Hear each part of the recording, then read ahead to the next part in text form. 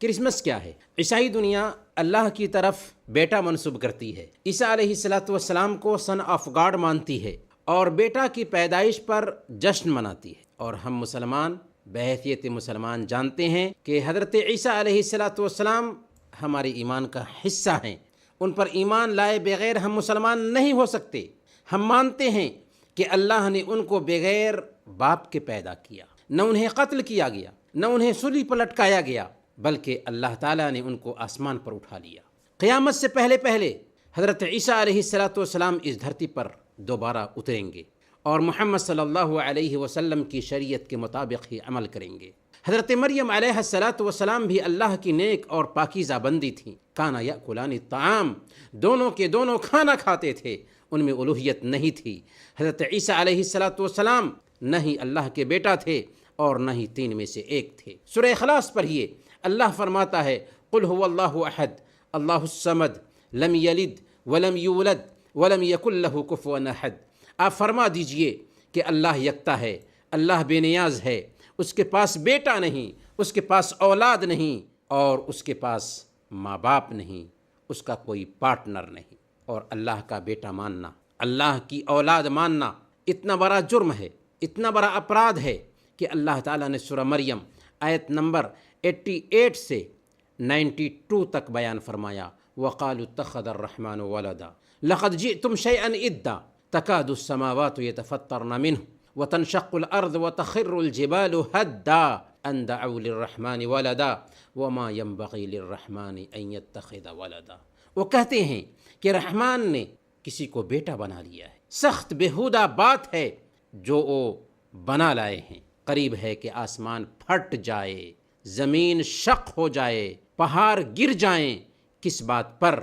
اس بات پر کہ لوگوں نے رحمان کے لیے بیٹا ہونے کا دعویٰ کیا۔ رحمان کی یہ شان نہیں۔ ذرا سوچئے، اللہ کا بیٹا ماننا کتنی سخت بات ہے، اور عیسائی دنیا 25 دسمبر کو اللہ کے بیٹے کی پیدائش کا جشن مناتی ہے، اور کچھ مسلمان نادانی میں انہیں مبارکباد پیش کرتے ہیں، اسے اچھا کام سمجھتے ہیں۔ نعوذ باللہ، کہ کیا مسلمان کے لیے مناسب ہے کہ وہ عیسائیوں کو اس دن مبارکباد پیش کرے؟ کیا اس میں یہ پیغام نہیں جاتا ہے کہ وہ حق پر ہیں اور ان کا عقیدہ صحیح ہے؟ یاد رکھیں، ان کے ساتھ سب سے بڑی نیکی، سب سے بڑی بھلائی یہ ہو سکتی ہے کہ ہم ان کو ان کی گمراہی سے نکال لیں، اس دلدل سے نکالیں جس میں وہ پھنسے ہوئے ہیں۔ اگر واقعی آپ ان کے خیر خواہ ہیں تو انہیں اسلام کی طرف دعوت دیں۔ اگر انہوں نے اسلام قبول کر لیا تو حقیقی معنوں میں اپنا مطلوب پالیں گے، عیسیٰ علیہ السلام کو پالیں گے، سکون اور اطمینان کی زندگی حاصل کر لیں گے اور جنت کے حقدار بن جائیں گے۔ جی ہاں، آج عیسائی دنیا کو ہمارا انتظار ہے، ہمارا انتظار ہے کہ ہم ان تک حق پہنچائیں۔ اے کاش کہ ہم اپنی ذمہ داری سمجھتے اور ان تک حضرت عیسیٰ علیہ السلام کا حقیقی دین، جی ہاں دین اسلام جسے سارے انبیاء لے کر کے آئے تھے، وہ دین ان تک پہنچاتے۔ جی ہاں، یہی وہ دین ہے جسے سب سے اخیر میں اللہ رب العالمین نے آخری نبی محمد الرسول اللہ صلی اللہ علیہ وسلم کے ذریعہ بھیجا تھا، اور محمد الرسول اللہ صلی اللہ علیہ وسلم نے صحیح مسلم کی روایت کے مطابق بیان فرما دیا تھا کہ والذی نفسی بیدہ لا يسمع بی احد من هذه الامہ یہودی ولا نصرانی ثم يموت ولم يؤمن بالذی ارسلت به الا كان من اصحاب النار۔ قسم ہے اس ذات کی جس کے ہاتھ میں میری جان ہے، جو کوئی بھی اس امت کا، چاہے وہ یہودی ہو یا عیسائی ہو، میرے پیغام کے بارے میں سنتا ہے اور مجھ پر ایمان لائے بغیر مر جاتا ہے، وہ جہنم میں جائے گا۔ پیارے بھائیوں اور دینی بہنوں، ایک مسلمان انسانیت کا سچا ہمدرد ہوتا ہے، بہترین خیر خواہ ہوتا ہے۔ کیا فائدہ ہوگا کہ آپ کسی کرسچن سے اچھا معاملہ کریں اور اس کی آخرت کے بارے میں فکر مند نہ ہو، اس کی آخرت کو برباد ہونے دیں؟ ہمارا وجود اس دھرتی پر کس لیے ہے؟ کیوں ہم بھیجے گئے؟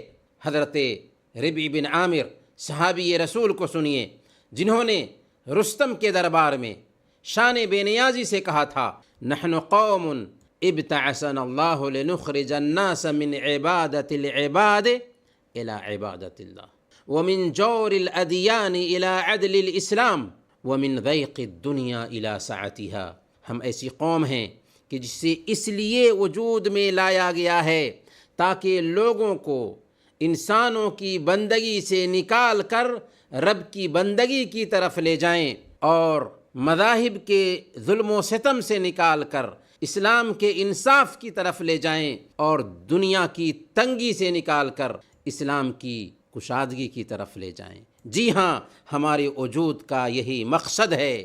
کاش کہ ہم اپنی ذمہ داری سمجھتے، اس لیے ہم عیسائی دنیا کو مبارکباد نہ دیں بلکہ انہیں جہنم میں جانے سے بچا لیں۔ اللہ ہمیں اس کی توفیق عطا فرمائے۔ وصلی اللہ علی نبینا محمد وعلی آلہ وصحبہ اجمعین۔